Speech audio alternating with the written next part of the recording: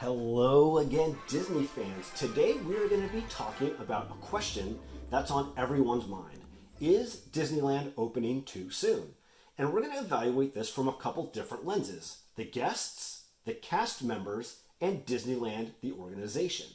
Now, I want to preface by saying that everything we talk about today is really just my opinion, my 2 cents, and I am not here to judge anyone for deciding to go to Disneyland as soon as it opens or to wait years and years before they go back. This is really just a dialogue video where I think out loud about some of the questions I have vis-a-vis is Disneyland opening too soon. As a potential guest, the thing that's most top of mind is basically the risk, the inherent risk at visiting Disneyland in the middle of a pandemic. Now, this is a tough one for me because honestly, a theme park is always basically a germ fest. I pretty much get sick after every other trip I take to a Disney park, so I'm actually kind of used to that. But this is a very different kind of illness. It's a lot more contagious, and for some sets of people, it's a lot more deadly. So this is definitely a different risk than getting your average cold or flu after a trip to Disney. Because I can't think of any other way to say it, basically there's a lot more collateral damage to consider before taking a trip to Disney and thinking about whether or not you're okay not just getting yourself sick, but potentially someone else that you love, or maybe even people that you don't know. That's something that's definitely top of mind for people right now. Similarly, I'm not entirely sure how, even despite what I'm sure will be Disney's best efforts, how are they really going to keep the park sanitized and clean? One example that jumps out at me is some of the ride vehicles in Fantasyland. They load pretty quickly. So are they going to try and sanitize after each ride? If so, how long is that going to take? Is a 10-minute line going to turn into an hour-long line because they have to take 3 minutes to clean the vehicle before anyone else gets in? I don't know, but I'm curious to see how Disney's going to handle this and how the cast members are going to handle this, because it's going to be potentially a pretty Herculean effort, honestly. Another thing that comes to mind is the gift shops. Traditionally, people like to touch things before they buy them, but you probably touch 10 or 20 things and put it back before you figure out what you actually want to buy. So how is Disney going to solve for this? Are they going to say, you touch it, you buy it? I have no idea. But all of this introduces ways for the germs and the virus to spread. And so all of this is basically top of mind for me in terms of risk. Now, let's say that you're okay with the risk part. The next thing that I would be considering is basically the procedures that I have to go through to get in and around Disneyland. The first thing that comes to mind are the security checks. Now, the security checks already kind of take a while. Your mileage may vary. Sometimes you get someone who's pretty quick, and sometimes you get the person who is by far the slowest security checker on planet Earth, and it takes forever, and you regret picking that line. But that aside, they're going to be adding new stuff, right? They're going to do things like the temperature checks and whatever else.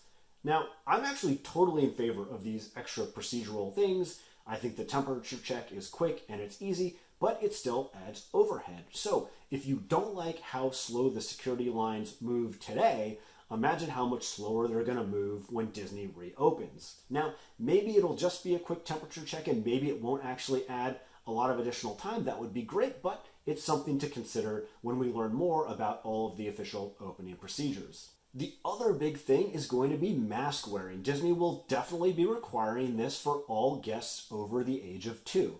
Now, personally, I don't actually know how wearing a mask in the middle of an airborne pandemic became controversial, but here we are. Now, I have no problem wearing masks, and if I was going to go, my whole family would be happy to wear them for the adults. The problem is actually the kids. Now, one of the big reasons we canceled our September trip to Disney World was actually because we have no idea how we would get our 3-year-old to wear a mask. It's not even that we don't want her to wear a mask. We just literally don't know how we would get her to do it all day, every day. She communicates a little bit, but how do you explain something like a pandemic or Disney says you have to wear this mask? Like, it would probably just lead to meltdowns and her not wanting to wear it. And then I actually don't know if we'd get in trouble or kicked out.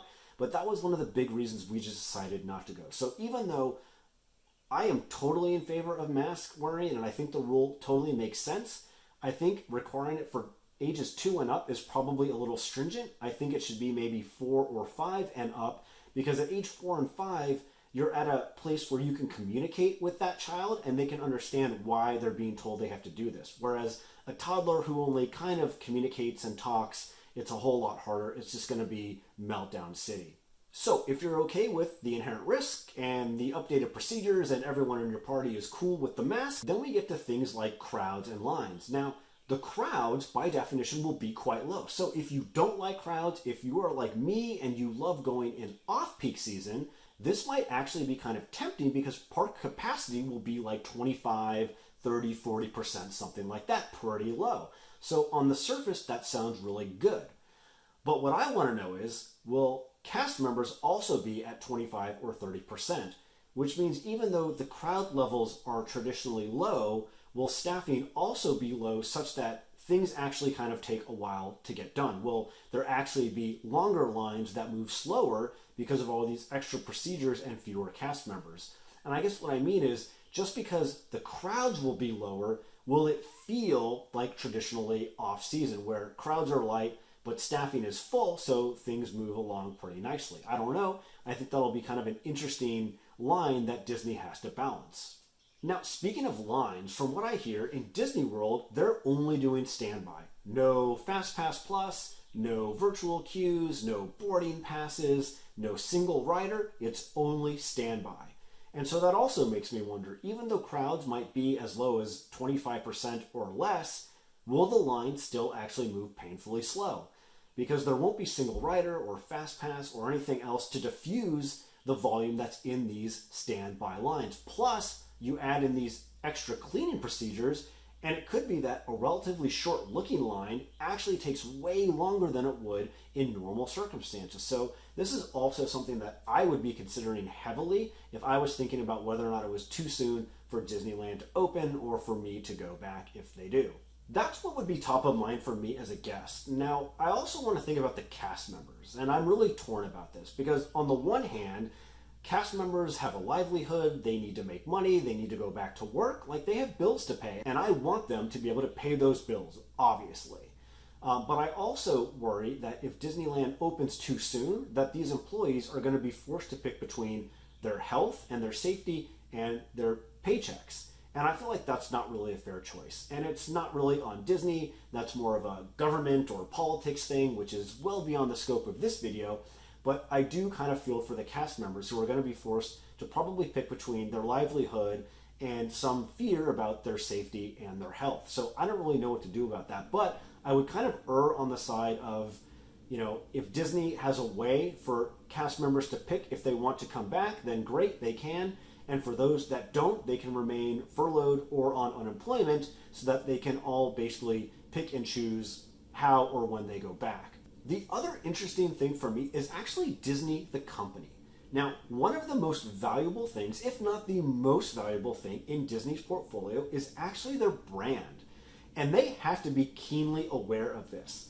What Disney probably does not want is to reopen any of their parks and end up being linked to or responsible for a bunch of new hotspots around the country or the world by all these guests who congregated at Disney World, went back to their hometowns, and then COVID blows up again.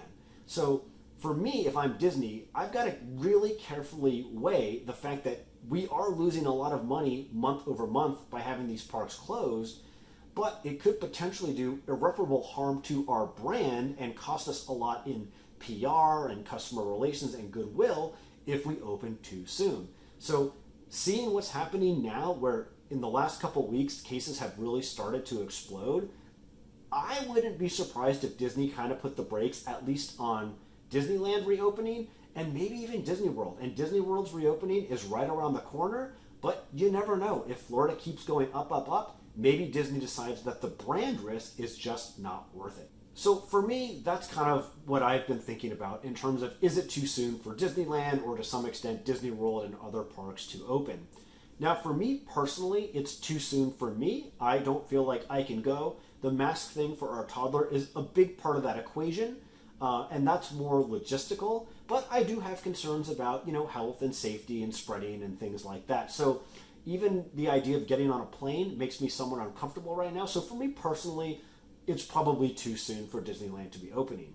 So net for net, I think it's a little bit too soon, but again, I am not judging anyone who's ready for Disneyland to open and ready to go. I wish you a safe, healthy, fun trip. If you go, I would love for you to leave me a comment. Let me know how it was. Are you glad you went? Do you regret going? What was different?